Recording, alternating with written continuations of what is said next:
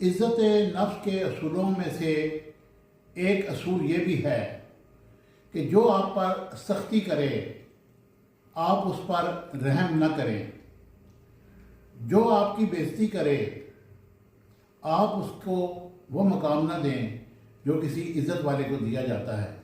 یعنی کہ آپ اس کی عزت نہ کریں، اور جو آپ کے احساسات کی قدر نہ کرے آپ اس کی قدر بھی نہ کریں، اور جس نے جان بوجھ کر آپ کو دھوکہ دیا آپ اس کے دھوکے میں نہ آئیں اور اس پر اعتماد نہ کریں۔ یہ یاد رکھیں کہ عزت، محبت اور قدر کبھی بھی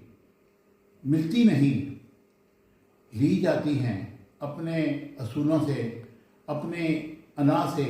اپنی ول سے۔ یہ بھیک نہیں ہے جو آپ کو مل جائے گی۔